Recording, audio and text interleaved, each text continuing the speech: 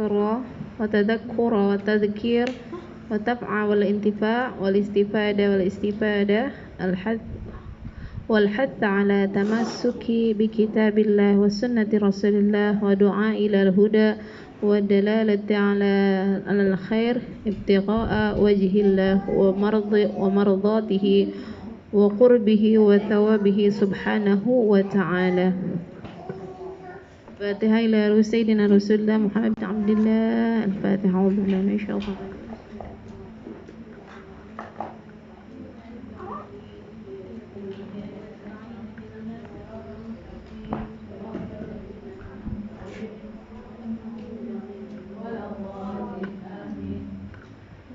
Alhamdulillah min sururi anfusina wa min sayyiati a'malina may yahdihillahu fala mudilla lahu wa may yudlil fala hadiya lahu rabbi ishrah li sadri wa yassir li amri wahlul 'uqdatam min lisani yafqahu qawli.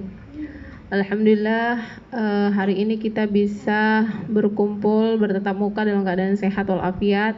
Insyaallah mudah-mudahan tidak keluar dari sini kita insya Allah diampuni oleh Allah dosa-dosa kita dan Allah ganti segala keburukan yang ada dalam diri kita dengan kebaikan-kebaikan. Amin ya rabbal alamin. Karena itu dalam hadis Rasulullah disebutkan faedah menghadiri majelis. Ketika seorang hadir majelis dengan ridho mengharap ridhonya Allah, dengan niat itu mengharap ridhonya Allah, pada saat dia duduk di dalam majelis itu seakan malaikat berbicara padanya, wahai manusia berdirilah kalian semua, bahwa Allah mengampuni dosa-dosa kalian semua dan Allah ganti segala keburukan dengan kebaikan-kebaikan. Amin ya rabbal alamin. Mudah-mudahan kita termasuk orang yang dalam hadis tersebut. Lanjut pada pembahasan berikutnya, yaitu berbicara tentang nikah. Dan topik kita kali ini adalah faedah nikah atau keutamaan menikah. Jadi dalam kitab Al-Imam Al-Ghazali, dalam kitabnya Imam Al-Ghazali yaitu Ihya Ulumuddin, ada 5 faedah nikah. 5 faedah nikah yang disebut oleh Imam Al-Ghazali. Yang pertama yaitu untuk mendapatkan keturunan, yang dengan keturunan itu ada 4 nilai ibadahnya dari mendapatkan mendapatkan keturunan itu. Jadi dari poin itu ada 4 hal yang bernilai ibadah. Pertama, untuk meneruskan kelangsungan jenis manusia di muka bumi, karena itu adalah perintah Allah Subhanahu wa taala.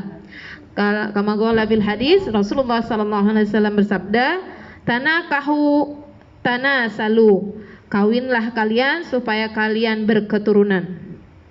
Itu yang pertama. Jadi yang pertama itu adalah meneruskan kelangsungan hidup manusia. Yang kedua, untuk mendapatkan cintanya Rasulullah sallallahu alaihi wasallam, karena Rasulullah sangat mencintai umatnya yang banyak. Ketika kita menikah kemudian memberi keturunan yang banyak, maka kita termasuk orang yang mendapat peluang banyak untuk dicintai oleh Rasulullah sallallahu alaihi wasallam. Kama qala fil hadis, tanakahu, kata Rasulullah sallallahu alaihi wasallam bersabda, tanakahu takthuru fa inni ubahi bikumul umam yaumal qiyamah hatta bisikti. Kawinlah kalian sehingga kalian akan banyak, karena sesungguhnya aku akan bangga kepada kalian, kepada umat-umat yang lain pada hari kiamat, walaupun bayi yang gugur sekalipun gitu. Itu udah termasuk hitungan umatku, kata Rasulullah, berarti gitu. Jadi menikah ini memang tujuannya adalah mendapat keturunan tadi, untuk faedahnya yang itu yang poin yang kedua ya, untuk mendapatkan cintanya Rasulullah SAW sepanjang. Makanya ketika kita nikah, bahkan ketika kita setelah nikah pun pengen niat punya bayi, punya keturunan dengan niat untuk mendapatkan cintanya Rasulullah, insya Allah mudah-mudahan jadi gobul, kita dapat cintanya Rasulullah, anak kita pun nanti bakal keturunan-keturunan kita ini bakal jadi orang-orang yang dicintai juga sama Rasulullah gitu. Mudah-mudahan begitu. Yang ketiga adalah mengharapkan doa dari anak tersebut untuk kedua orang tuanya. Karena kama qala fil hadis, idza mata ibnu Adam inqata'a amaluhu illa min thalathin.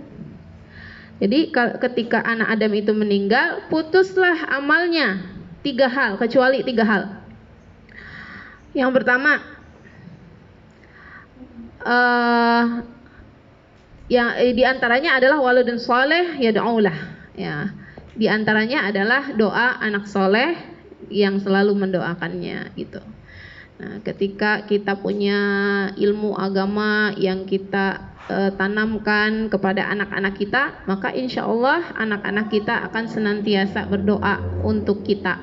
Bahkan ketika anak cucu kita deh misalnya, cucu kita ditanamkan agama yang luar biasa, dia tidak hanya doanya buat orang tuanya, tapi keturunan-keturunannya ke atas, gitu. Dan itu fadilahnya termasuk jariah bagi orang-orang yang beruntung itu tadi. Jadi kalau ulama berbicara, ada perkataan ulama, walaupun anak itu tidak soleh akan bermanfaat doanya untuk orang tuanya, gitu. Walaupun dia ngomong sekilas-sekilas aja misalnya gitu ya. Nah, itu juga tetap bermanfaat doanya untuk orang tuanya. Yang keempat, mengharapkan syafaat anak itu jika dia meninggal sebelum balik. Sebagaimana dalam hadis dikatakan bahwa Rasulullah SAW bersabda, jika hari kiamat tiba, tatkala orang sedang dihisab, maka berkumpullah anak-anak yang meninggal sebelum balik, maka dikatakanlah kepada mereka, masuklah kalian ke dalam surga. Maka mereka mengatakan, kami tidak akan masuk surga, sehingga ke orang tua kami juga masuk surga. Maka dikatakan kepada mereka, masuklah kalian beserta orang tua kalian ke dalam surga. Jadi ini adalah meski anaknya yang di dalam kandungan itu gugur entah berapa bulan, pokoknya udah ada itu nyawanya di situ, tapi berapa bulan ada janinnya saja, dan itu termasuk adalah bayi yang gugur. Nah, ini bisa memiliki faedah bagi orang tuanya ketika orang tuanya bersabar. Ini sebenarnya poin ini, kalau kita menyelami riwayat kisah-kisah sahabat-sahabat Rasulullah, sahabat-sahabat Rasulullah itu kalau dalam rumah tangganya sangat menginginkan anaknya meninggal sebelum balik. Wah, ini merupakan cita-cita mereka kalau sahabatnya Rasulullah, ya. Tapi kalau kita tuh doa jangan sampai jalik, nah gitu. Tapi kalau sahabatnya Rasulullah, ini cita-cita mereka minta nih, biar apa? Biar bisa selamat di akhirat. Karena untuk memberi syafaat kepada orang tuanya nanti, baik uminya maupun abinya, untuk sama-sama menuju surganya Allah, gitu. Amin ya rabbal alamin. Nah, ini adalah 4 poin yang masuk dalam kategori untuk mendapatkan keturunan. Faedah kedua, dengan pernikahan bisa membentengi diri kita dari godaan setan dan hawa nafsu, sehingga bisa menjaga kemaluan dan kedua mata yang dari hal-hal yang diharamkan oleh Allah Subhanahu wa taala. Kemaluan dan mata bisa dijaga.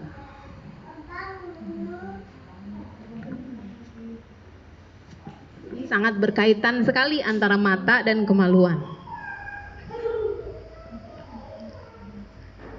Sabda Rasulullah sallallahu alaihi wasallam, "Man nakaha faqad akhraja syartan dinihi falyattaqillahi fi syartin tsani." Barang siapa yang sudah melaksanakan perkawinan, berarti dia telah membentengi setengah agamanya. Kita rasain yang udah nikah sama yang ketika belum nikah. Ini buat yang yang belum nikah biar sharing. Yang sudah nikah biar sharing. Pasti dia punya manfaat yang banyak ketika dia sebelum nikah dan sesudah menikah. Sebelum nikah laki-laki misalnya, laki-laki sebelum nikah matanya sana sini, nah nyari calon bini tadi, nyari sana sini, mata liar, cilun dikit cing, matanya tidak ada. Laki-laki itu jalannya menunduk, tidak ada. Adalah mungkin risiko dua lah kali macam itu. Jangan sampai ya yang kayak gitu tuh jarang ketemu. Bahkan misalnya ada perempuan yang berhadapan di depan wajahnya, misalnya dia langsung memalingkan wajahnya, itu jarang sekali laki-laki kayak gitu. Nah berarti dia udah menjaga pandangannya. Kalau orang udah menjaga pandangannya, berarti dia udah orangnya termasuk orang yang takut pada melanggar syariat Allah gitu. Ketika dia udah ada rasa takut itu, maka dia termasuk orang-orang yang ahli ibadah. Wah gitu. Jadi ketika dia sudah bisa menjaga matanya, artinya dan orang pernikahan itu tadi ya, ketika dia sudah melakukan pernikahan, maka dia bisa membentengi hawa nafsunya. Hawa nafsu itu terkait dengan matanya, jadi jauh lebih teduh gitu. Kalau udah beristri, dia apalagi yang istri udah punya suami, jadi mata yang lain tuh udah nggak penting lagi selain suami gitu. Ngelihatnya tuh udah nggak ganteng lagi selain suami gitu. Kecuali mereka-mereka yang sebaliknya, ada juga yang justru udah nikah tapi justru tidak bisa menahan pandangannya gitu, bahkan tidak bisa menahan hawa nafsunya gitu. Jadi nggak puas dengan satu istri.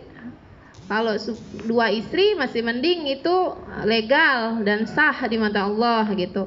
Tapi apa yang terjadi jika dia termasuk orang-orang yang jauh dari rahmat Allah, bahkan auzubillah min dzalik, termasuk penzina muhson. Penzina muhson ini kalau dulu kita belajar di Habib Hasan Al-Haddad, ketika dalam situasi darurat sekalipun, misalnya hanya ada penzina muhson sama anjing, mana dahulukan yang mana yang harus didahulukan ketika kita mau ngasih minum? Anjing dulu apa penzina muhson? Penzina muhson ini penzina yang dia udah nikah tapi dia berzina sama orang lain. Dia udah punya suami tapi dia berzina sama orang lain. Dia punya istri tapi dia berzina sama orang lain. Itu penzina muhson.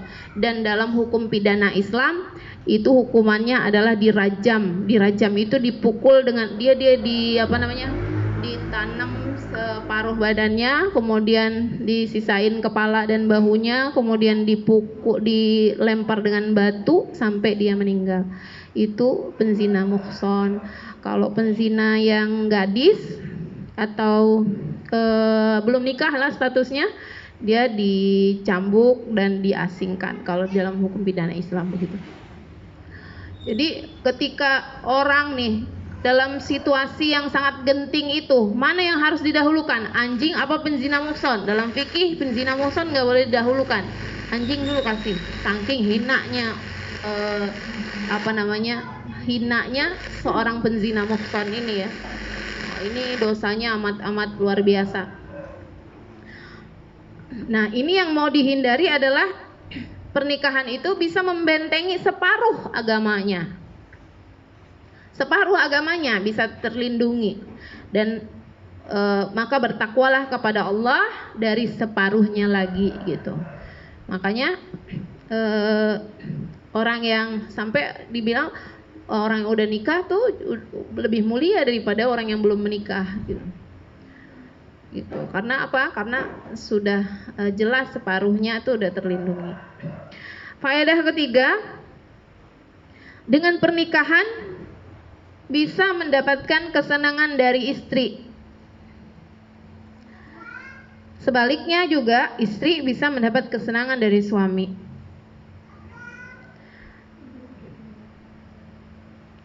Jadi ketika dia melakukan istirahat gitu, saling senda gurau, kemudian apa namanya berbicara satu sama lain. Nah, ini bisa menimbulkan semangat dan dalam jiwanya untuk melaksanakan ibadah. Jadi an-nikah itu disebutkan oleh Allah Subhanahu wa taala litaskunu ilaiha, supaya kamu laki-laki untuk mendapatkan ketentraman di sampingnya. Jadi istri itu disyariatkan kita nih perempuan harus memberikan ketenangan, bukan memberikan keruwetan gitu. Bagaimana caranya suami datang ke kita tuh duduk tuh tenang gitu, bukan nambah runyam. Nah, dalam Islam nih sangat memperhatikan wilayah rumah tangga. Perkawinan nih banyak dibicarakan dalam Al-Quran. Tapi sayang sekali, kenapa? Sayang sekalinya realitas yang ada di Indonesia, di Jambi, di manalah kota-kota besar, itu makin banyak tingkat perceraiannya, bahkan se-Asia Pasifik tuh Indonesia nih. Nah, semakin merosot ekonomi di satu wilayah, maka semakin tinggi perceraian di wilayah itu. Kita tengok sekarang nih, corona nih, banyak orang yang cerai, tambah banyak.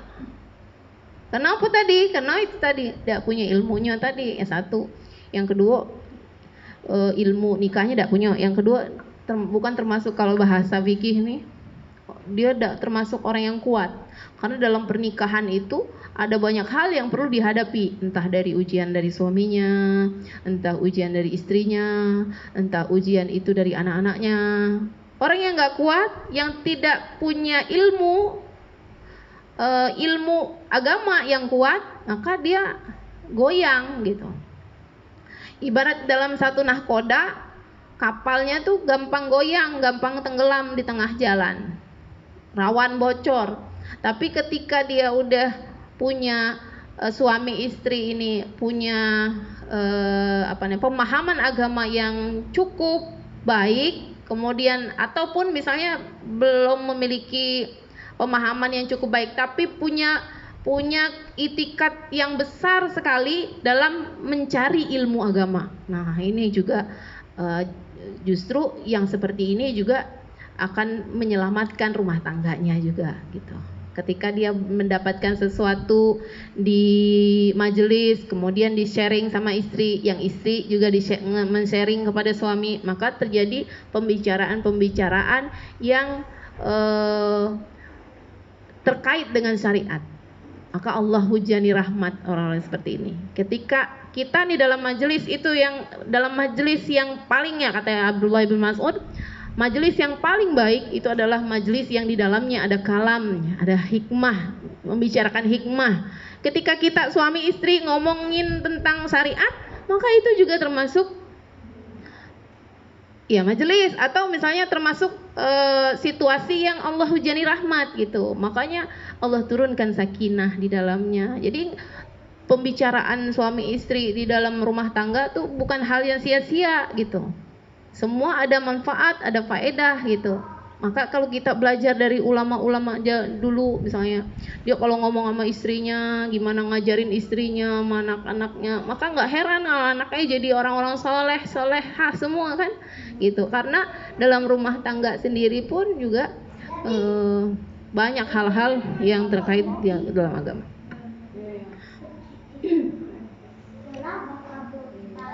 Nah,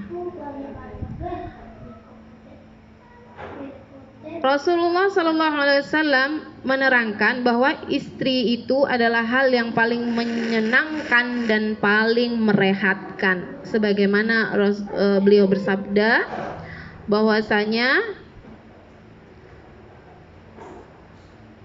disenangkan kepadaku dari dunia kalian 3 hal: wewangian, perempuan, pelipur lara adalah sholat.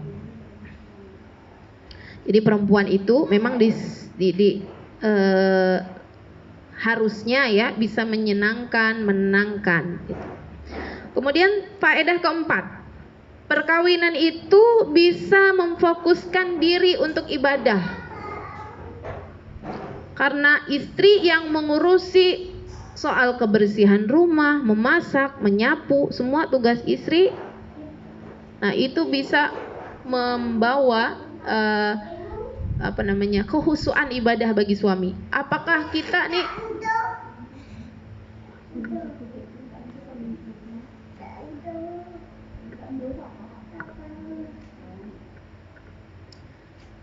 jadi bukan berarti kita tuh akan berkurang waktu ibadahnya kita, bukan. Tapi Allah sendiri memberikan peluang. Kalau kata Rasulullah itu perempuan itu udah bisa 3 hal udah bisa dilakuin, udah masuk surga.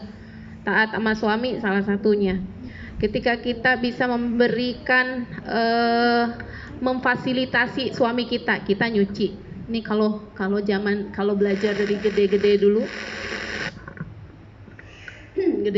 lah itu kalau dia ada rezeki ya, pembantunya suruh nyuci baju anak-anaknya tapi suaminya itu dia yang nyuci, dia yang nyetrika, dia pokoknya bagian suaminya dia semua. Apa anak-anaknya tuh enggak apa-apa lah membantu, tapi yang bagian suami dia pegang semua. Karena apa? Karena takut hilang berkatnya. Karena setiap tetesan yang kita cuci itu baju suami itu dapat barokahnya juga kita, pahala juga ada di kita. Selama ikhlas. Jadi kalau udah punya ilmu ikhlas tuh, ketika dia suaminya gimana ya, saya melakukan kewajiban ini melayani suami saya karena Allah, bukan karena saya bukan karena cinta sama suami aja, tapi juga karena pengen dapatnya ridho Allah. Kalau perempuan-perempuan kayak gini nih yang Masya Allah nih, yang perlu kita menjadi tauladan sebenarnya dari kita. Jadi tidak hanya laki-laki jauh lebih khusyuk, perempuan juga sebenarnya juga jauh lebih khusyuk. Karena apa? Karena bisa dibimbing oleh suami. Jadi faedah kelima itu perkawinan itu bisa menggandakan nilai pahala kita. Ini bisa jauh lebih cepat ya meraih derajatnya, lebih dekat lagi dengan Allah gitu. Karena dengan perkawinan itu bisa jauh lebih cepat. Bisa lebih nilai pahalanya bisa jauh lebih berlipat-lipat gitu ya. Misalnya dengan mencari nafkah untuk istri dan keluarga, itu dapat pahala. Dia sabar sama istrinya, istri sabar sama suaminya, berpahala. Istri sabar dengan anaknya, berpahala. Suami sabar dengan anaknya, berpahala. Bahkan kita ngasih anduk bersih sama suami, pahalanya Masya Allah, dapat pahala juga. Kita nyiapin baju buat sholat Jumat, nyiapin kainnya, itu pahalanya luar biasa. Kan itu simple loh sebenarnya, dikit-dikit kayak gitu tuh justru bisa berlipat-lipat. Jadi ketika kita tahu ilmu pernikahan, maka lebih cepat kita menuju jannahnya Allah sama-sama sama suami.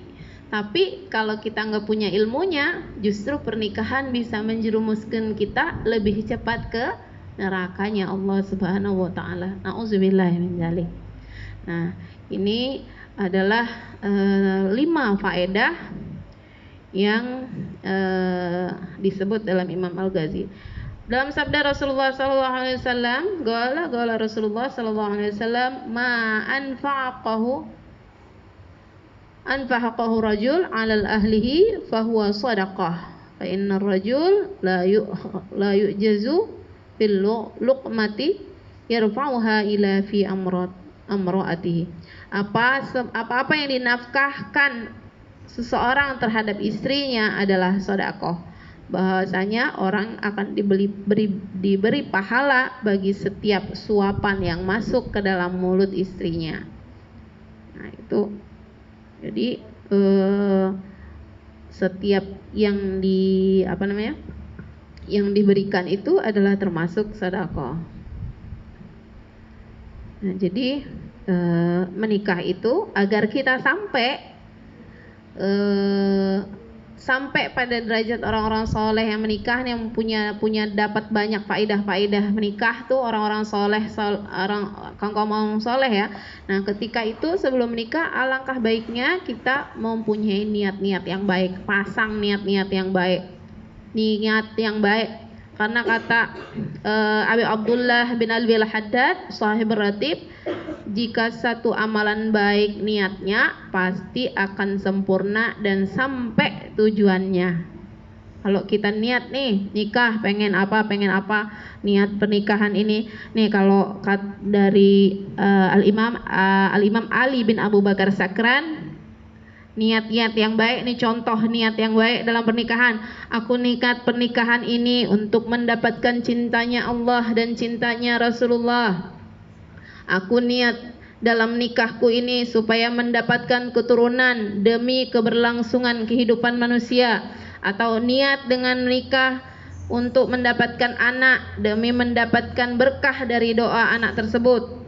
Atau niat menjaga diri dari godaan syaitan, niat menjaga kemaluan dari pekerjaan yang keji, atau niat mencari rezeki yang halal untuk keluarga, niat mengurusi kebersihan rumah, mencuci pakaian, atau niat melawan hawa nafsu, atau yang lebih bagus lagi adalah saya niat menikah seperti niatnya hamba-hamba Allah yang soleh. Nah, kalau yang ini insya Allah dapat semua. Karena orang-orang soleh itu pasti dia tidak melewatkan kesempatan niat itu. Setiap apapun ya, walaupun tidak hanya niat nikah aja, tapi dia satu hal-hal sepele aja ditambah niatnya. Makanya jauh lebih bermanfaat. Jadi kalau orang soleh jalan ke masjid itu pasti udah pasang niat. Kalau kita belum tentu. Jadi orang yang datang ke masjid tuh sama-sama niatnya sholat tuh, niat. Tapi orang soleh itu nambah niatnya banyak, ditambahnya lagi niat untuk ini, untuk ditambahnya, sehingga dia duduk di masjid itu barokahnya, pahalanya jauh lebih besar daripada yang lain. Nah, ini berbeda orang yang ibadah dengan ilmu atau beda dengan ibadah tanpa ilmu. Jadi ibadah pun juga dengan ilmu. Maka insya Allah apa yang kita kaji hari ini bermanfaat untuk kita, tidak hanya untuk kita tapi juga untuk saudara-saudara kita. Mudah-mudahan kita bisa men-share-nya kepada saudara-saudara kita yang mau menikah. Mudah-mudahan segala tujuan yang kita bicarakan hari ini kita capai, amin ya rabbal alamin. Allah karuniakan kita keluarga, rumah tangga yang sakinah, mawaddah, warahmah. Allah karuniakan kita rahim-rahim yang beruntung, yaitu rahim-rahim yang memberikan keturunan-keturunan yang soleh dan solehah, yang menjaga agamanya Allah Subhanahu wa ta'ala, menjadikan kita ibu-ibu mulia, calon ibu nih, menjadikan kita Allah, mudah-mudahan Allah jadikan kita perempuan ibu mulia yang melahirkan keturunan-keturunan yang menjaga agama Allah dari orang-orang yang zalim, orang-orang yang munafik. Mudah-mudahan ya, insyaallah mudah-mudahan kita juga menjadi orang-orang yang terpilih, yang Allah berikan karunia menjadi keluarga-keluarga yang tetap di barisannya Rasulullah sallallahu alaihi wasallam. Ala hadhihi niyah wa kullu niyatin salihah. Al-Fatihah. A'udzubillahi minasyaitonir rajim. Bismillahirrahmanirrahim. Alhamdulillahi rabbil alamin arrahmanir rahim maliki yaumiddin. Iyyaka na'budu wa iyyaka nasta'in ihdinas siratal mustaqim siratal ladzina an'amta 'alaihim ghairil maghdubi 'alaihim waladdallin. Amin. يا ربنا اعترفنا بأننا اعترفنا وأننا أسرفنا على لحظة أشرفنا فتب علينا التوبة تغسل كل هوبة واستر لنا عوراتي وآمين الروعة واغفر لوالدينا ربي ومولودينا والآل والإخوان والسائر الخلة وكل ذي محبة أو جيرة أو صحبة والمسلمين أجمع آمين يا ربي أسمع فضلا وجودا منا لا باكتساب المنة بالمصطفى الرسول نهضى بكل سول بالمصطفى الرسول نهضى به